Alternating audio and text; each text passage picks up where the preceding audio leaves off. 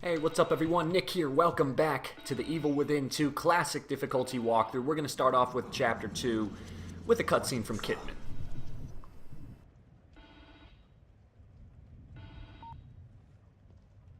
Hello?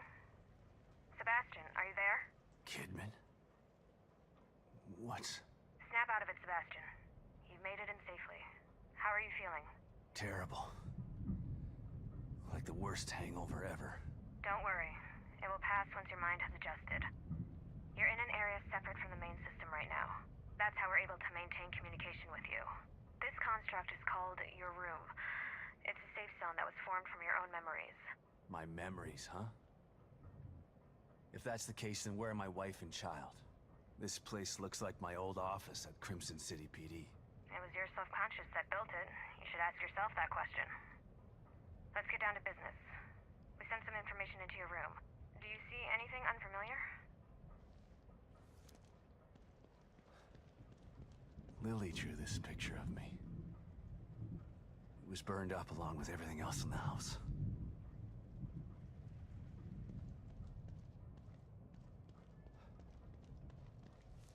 There are photos of a bunch of Mobius agents here. Your lost team, I assume. That's them. Let us know if you locate any of them. You're our only line of communication into STEM.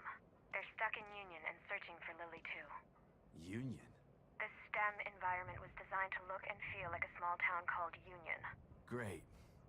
So your experts need rescuing too, huh? If anyone can do it, it's you. Thanks for the vote of confidence, but I'm only here to find Lily. There's more info there. You should check it out before you go. Alright, so we're going to have one more short sequence of gameplay here before one more cutscene, and then the rest of the level will actually contain a hefty chunk of gameplay. You should recognize this location from actually the DLC from the first game. This is the Crimson City Police Department where Sebastian used to be a detective, and that cat is also from the DLC. Now you're going to pick up a photo slide, and you can actually sit down and observe it, and what will happen is there's a collectible because every time you observe a photo you can have a conversation with Kidman, and if you do all of them that will give you an achievement. Now here is a save terminal, however because of classic mode we're going to just bypass that entirely. Here we go again. Go ahead and step through the mirror and that will trigger another cutscene.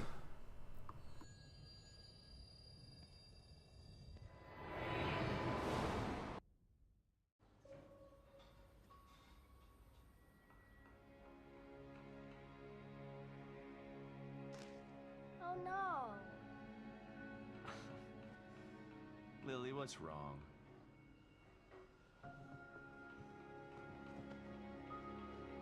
My doll's head is broke. It's okay. Mom can fix it for you. She can fix anything.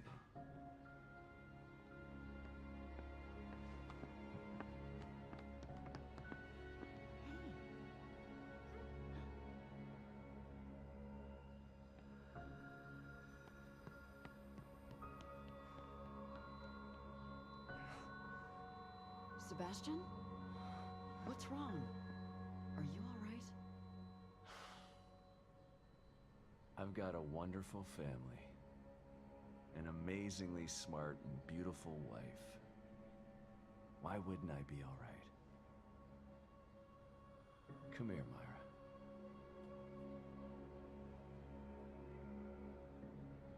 You've been working too hard. It's making you delirious. Are you sure you're not coming down with something?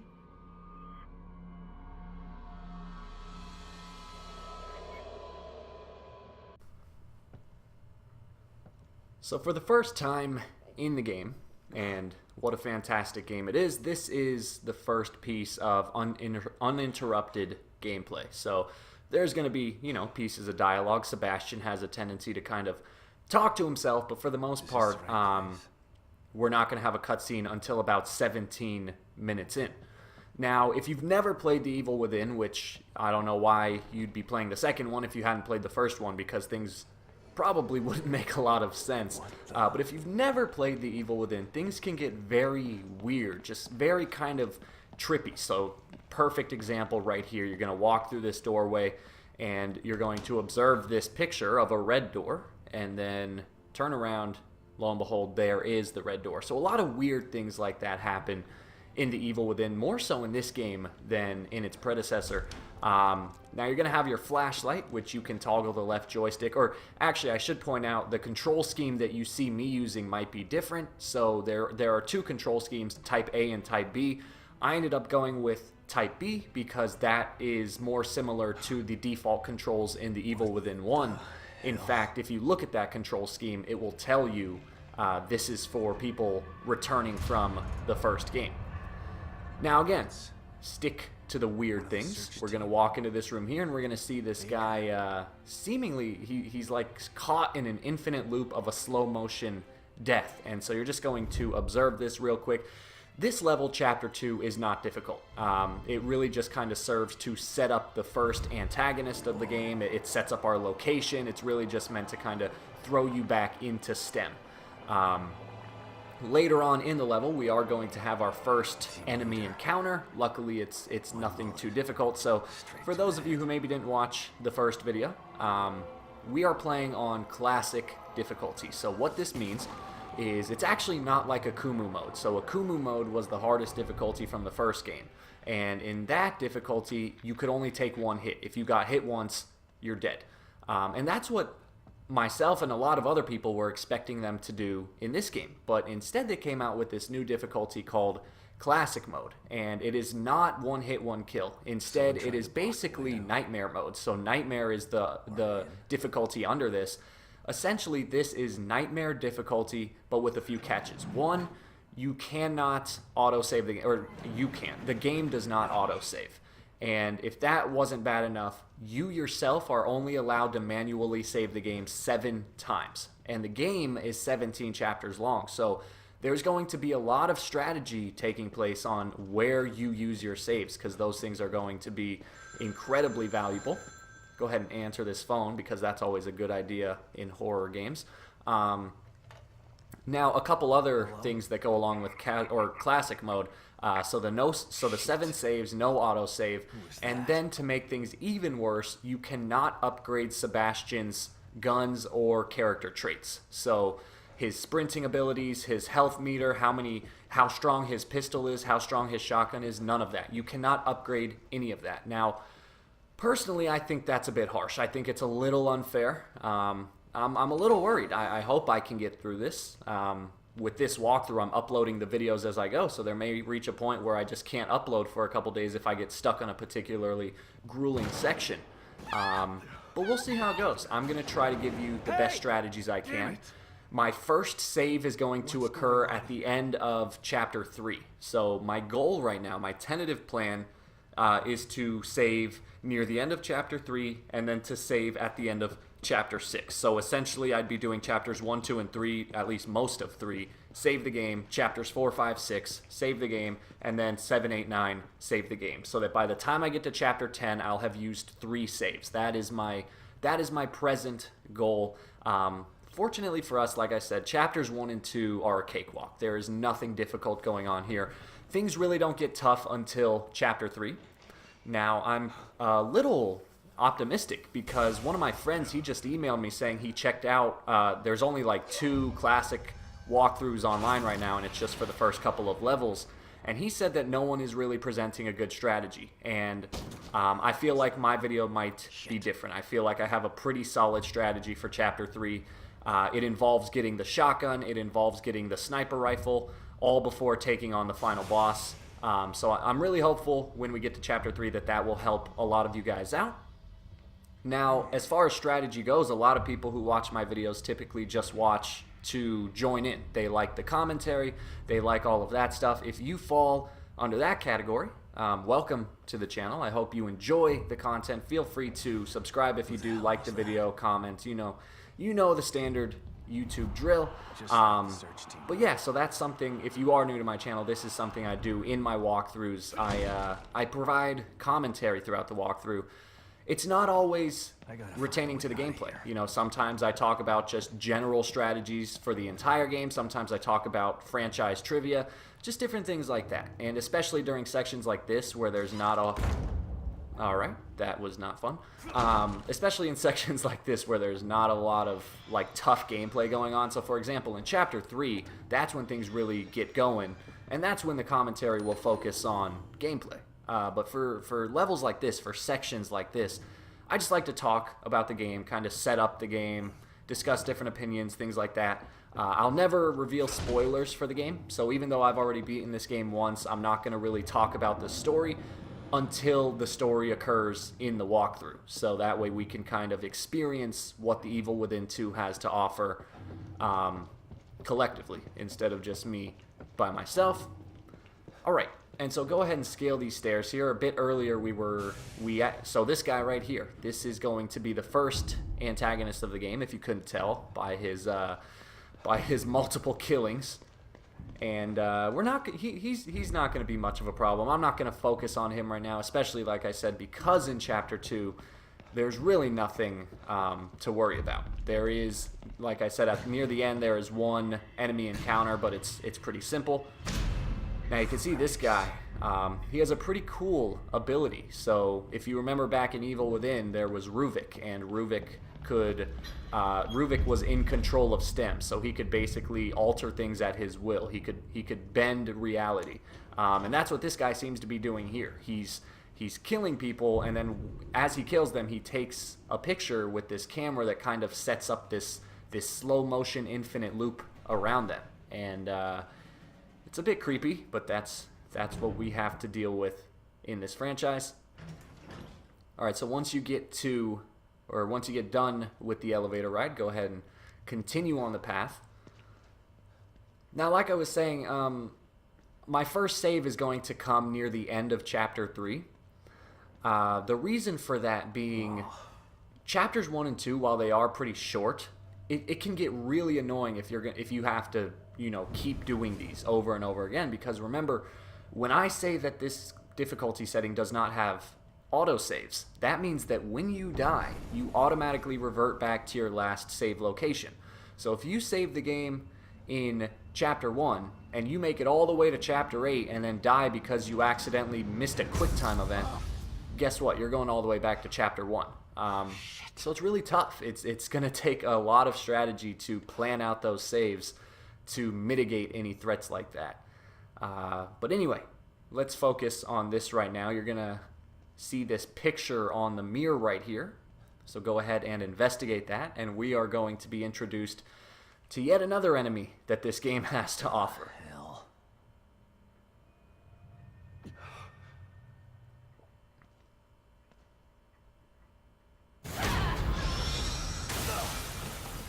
So here she is. This is the Guardian, and what you're going to want to do is just sprint right past her, and then just hold down that sprint button and sprint down this entire hallway. Do not stop sprinting. One of the beauties of this game is that they heavily improved the sprint mechanic. I don't know if you've ever played the Evil Within 1, but the default sprint mechanic was god-awful.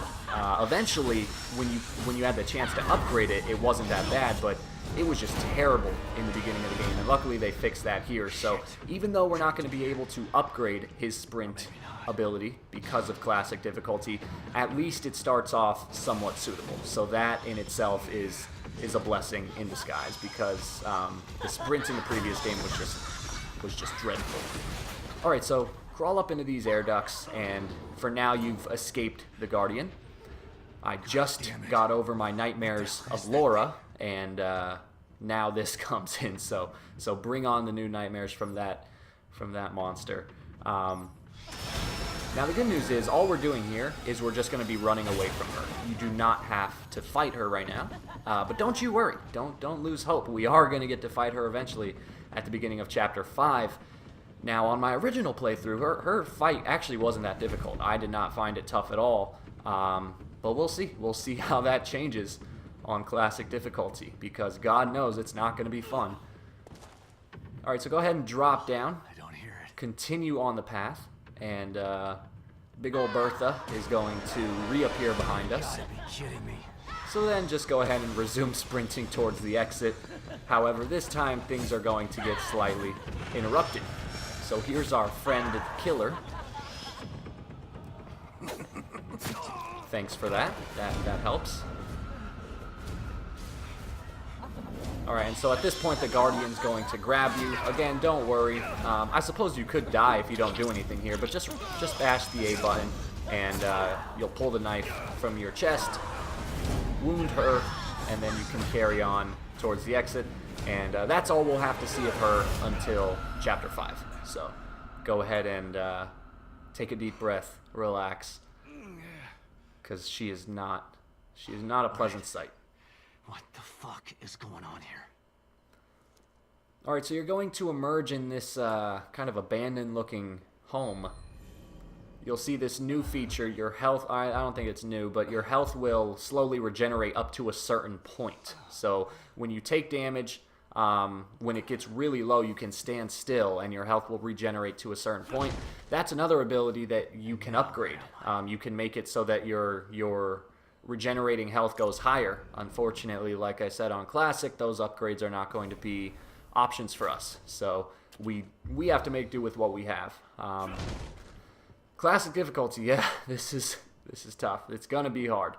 I don't know. I kind of wonder why they gave it the name Classic. I think I read an interview from the creators that said they wanted it to be, Where were you when I needed you? they wanted to give it the feel of a classic, PS1 survival horror game, like the original Resident Evil, where your saves were limited from the typewriters and things like that. And if you died, there were no autosaves. So in that regard, I get it.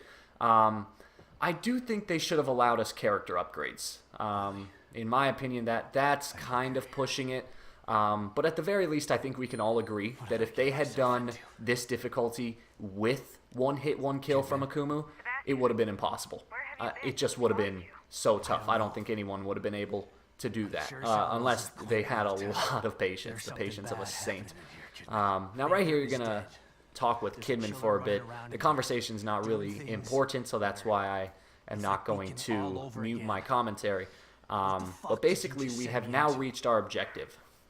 I don't know. So this little town is called Union, and this is the town that makes up STEM. That doesn't bode well for the rest of them. And our goal right now is to get into STEM. The more you gather, the more Well, our goal is to rescue Lily, our daughter. She's being used as the core for STEM.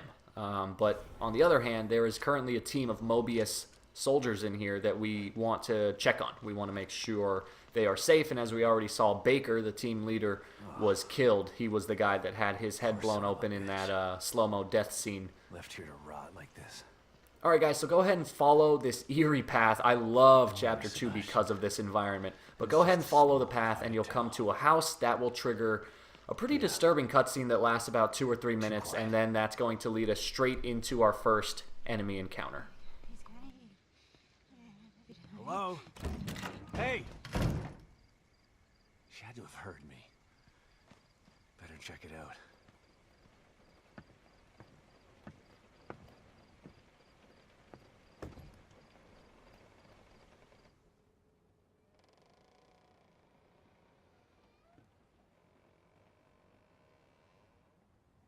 Hello? Skin and bones, eat. Gotta eat. Skin and bones. Gotta eat. Clean your plate. Gotta eat. Skin and bones.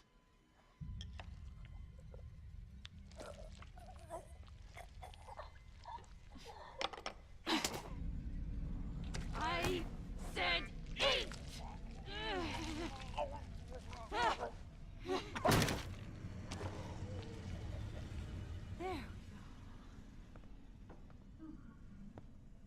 I'm doing what's best for you.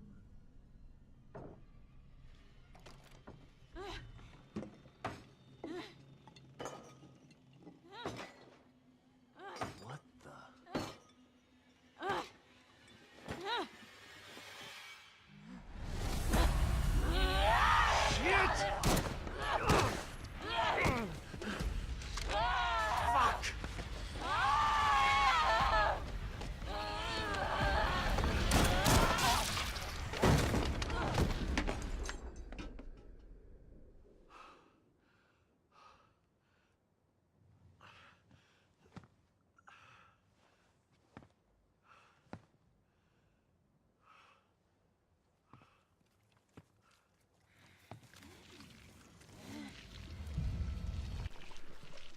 Alright, so as soon as you gain control of Sebastian, arm your pistol and shoot 3 to 4 shots in the chest. Unfortunately, I missed my first shot, so good going, Nick.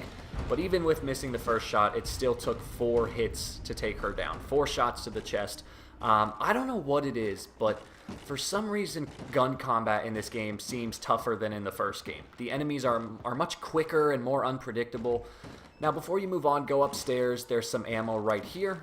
And you'll notice there's someone banging on the door. That's going to be another, I think they end up being called the Lost is their name. So they're not the Haunted anymore. They are called the Lost. Nevertheless, there's going to be one banging outside of the door. But this is where strategy comes in. This is what survival horrors are all about. We just got fresh ammo. Why waste it? I'm not going to bother killing this guy. I'm actually just going to run right past him. That's what it comes down to, picking and choosing your battles. It's perhaps the best thing about survival horrors, and it's perhaps the worst thing about survival horrors. But here you go. I'm going to kick open this door, and I'm just going to immediately run past this guy. So just start running. And I don't know what it is, but very early on in the game, it's really easy to run away from enemies. So you'll see here, if I turn around, he's not even chasing me. He's just focused on that door. So that makes our lives really easy. And you're going to see in Chapter 3, there are a number of times where I run away from the enemies. Now, for some reason, later on in the game, the enemies do get smarter, and it's a little harder to run away from them like that. But for that first guy, just run past him. Otherwise, you're going to spend another 4 bullets that, I mean, if you want to spend them, you can spend them. But I don't see, why you'd want to do that if you don't have to. So I recommend just running past him entirely. In a lot of ways, this opening sequence reminds me of The Last of Us, and it also reminds me of The Walking Dead. I don't know, I'm sure it reminds a lot of people of Silent Hill. I've never played Silent Hill, but just from like the trailers and the brief amount of gameplay I have watched, this also reminded me of that. So we're coming to our last section. This is going to introduce stealth killing. So go ahead and approach this car in the middle of the road.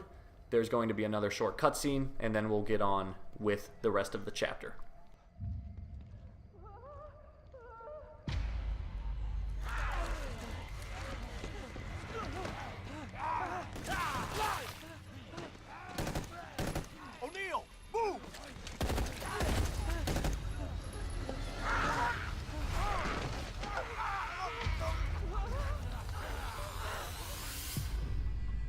So right off the bat, you're going to see what I meant when I said that it's easy to run away from the enemies early in the game. So check this out. As soon as I gain control, I'm going to go towards the left here. And I'm going to go for these bushes. But you're going to see that this Lost, she saw me. Even though I'm really far away, she saw me. So what am I going to do? I'm not going to shoot her because that'll cause a panic. Instead, I'm just going to run away. So check this out. I'm just going to sprint away. I'm not even going to turn around. I'm just going to run as far as I can. And then once I get to a safe distance, I'll turn around. And you'll see, again, she's not even chasing me. She just resumed her normal path. So I don't know why that works out in the beginning of the game, but in the first, 3 chapters, at least the first 3 chapters, it's somewhat easy to run away from enemies. So if you get spotted, don't panic, don't shoot, don't waste ammo, don't alert other enemies. Just turn around, run away, don't stop running, and then eventually, once you're at a safe distance, you can turn and make sure it's okay. Alright, so I'm going to pick up this bottle. That's what I was trying to pick up when she spotted me. And you'll notice here in the bushes, Sebastian will take on this faint blue glow. What that means is that you are in stealth mode. They can't see you when you're in those tall bushes. So those are going to be used a lot in Chapter 3. Those are very helpful.